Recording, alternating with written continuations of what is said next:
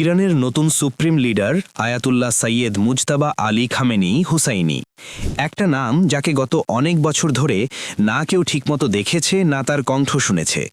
কিন্তু হঠাৎ করেই যখন এই রহস্যময় মানুষটির নাম ইরানের সুপ্রিম লিডারের জন্য সামনে এলো, তখন পুরো বিশ্ব জুড়ে শুরু হয়ে গেল আলোচনা। আমেরিকার ডোনাল্ড ট্রাম্প পর্যন্ত এই নামকে সরাসরি রিজেক্ট করে দিলেন।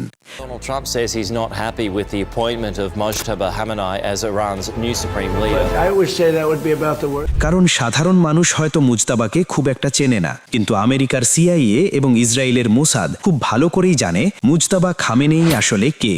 কারণ তার বাবা আলী খামেনি ছিলেন একজন নরম স্বভাবের আলিম ও স্কলার, কিন্তু মুজতাবা ঠিক তার উল্টো। শোনা যায় ছোটবেলা থেকেই সে ইরানের ফৌজে একজন সৈনিকের মতো লড়াই করেছে।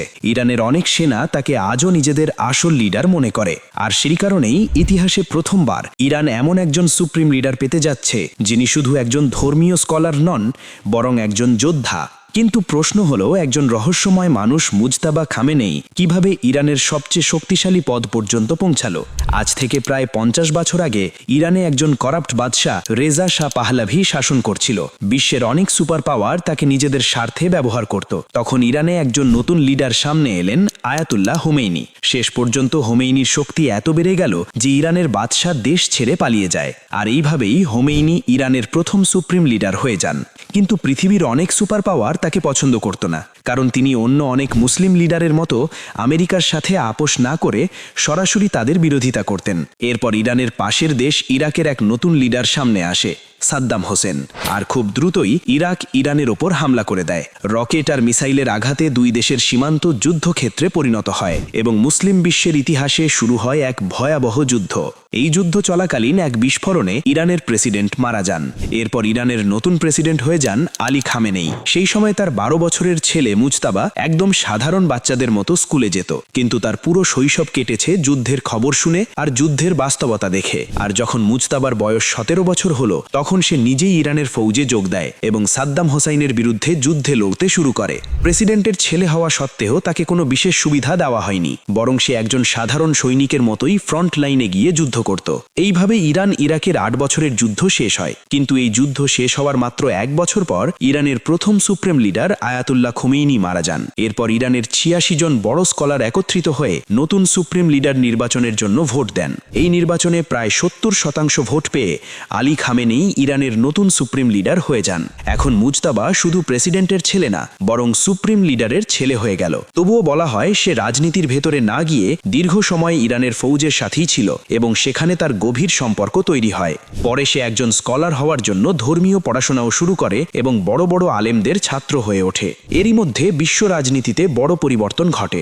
একসময় আমেরিকার মিত্র সাদ্দাম হুসেইনি পরে আমেরিকার শত্রু হয়ে যায়। এরপর আমেরিকা অভিযোগ তোলে যে ইরাক অ্যাটম বোমা বানাচ্ছে। এই অভিযোগের ভিত্তিতেই আমেরিকা ইরাকে হামলা করে, কিন্তু পরে পুরো দুনিয়া দেখে ইরাকে কোনো অ্যাটম বোমা ছিল না।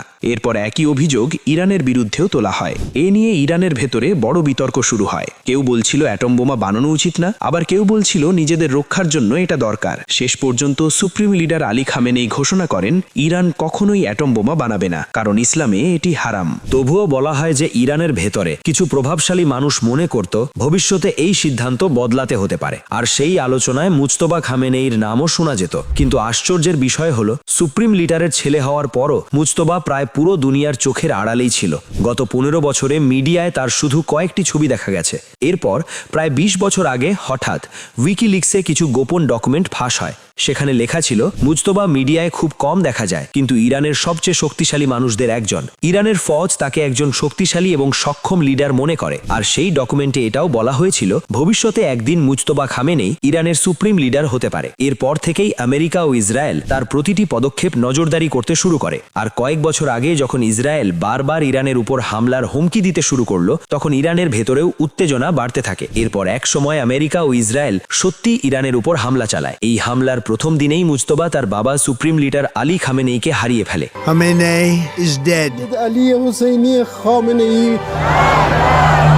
এই হামলায় মুজতবার মাও মারা যায়, এরপর মুজতবার স্ত্রীও এই হামলায় শহীদ হয়ে যায় এবং তাদের ছেলেও শহীদ হয়। মানে মাত্র কয়েকদিনের মধ্যেই মুজতবার পরিবারের 3টি প্রজন্ম শহীদ হয়ে যায়। এখন আলী খামেনেইর পরে যখন ইরানে আর কোনো সুপ্রিম লিডার ছিল না, বলা হয় যে ইরানের সব মানুষ শুধু একজন মানুষের দিকেই তাকিয়েছিল, যে এই যুদ্ধের সময় দাঁড়িয়ে আবার ইরানের পতাকা তুলে ইরানের মানুষকে আমেরিকা আর ইসরায়েল থেকে বাঁচাতে পারে। এই কারণে ইরানের রাস্তা আর বাজারে সব জায়গায় মানুষ মুজতবা খামেনেইর স্লোগান দিতে শুরু করে। কিন্তু তখন ইসরায়েলও ঘোষণা করেছিল যে আলী খামেনেইর পরে যেই ইরানের সুপ্রিম লিডার হবে আমরা তাকেও আগের মতো মেরে ফেলব। কিন্তু মুজতবা নিজের পুরো পরিবার হারানোর পর এখন আর পিছিয়ে যাওয়ার মানুষ ছিল না। এই কারণে ইরানের নতুন সুপ্রিম লিডার নির্বাচন করার জন্য আবার স্কলাররা একত্রিত হলো, ঠিক যেমন 40 বছর আগে হয়েছিল। এটা দেখে আমেরিকার প্রেসিডেন্ট বলেছিল যে যদি মুজতবা খামেনেই সুপ্রিম লিডার হয়ে যায় তাহলে আমরা ইরানের এই সিদ্ধান্ত মেনে নেব না। আর ডোনাল্ড ট্রাম্প মুজতবাকে থামানোর জন্য বারবার হুমকি দিতে শুরু করেছিল। কিন্তু এই হুমকির পরও ইরানের স্কলাররা থামেনি এবং 88 জন স্কলার ভোট দিয়ে ঘোষণা করে যে আজকের পর ইরানের নতুন সুপ্রিম লিডার আর কেউ নয়, বরং আলী খামেনেইর ছেলে হবে, সৈয়দ মুজতবা আলী খামেনেই হুসাইনি।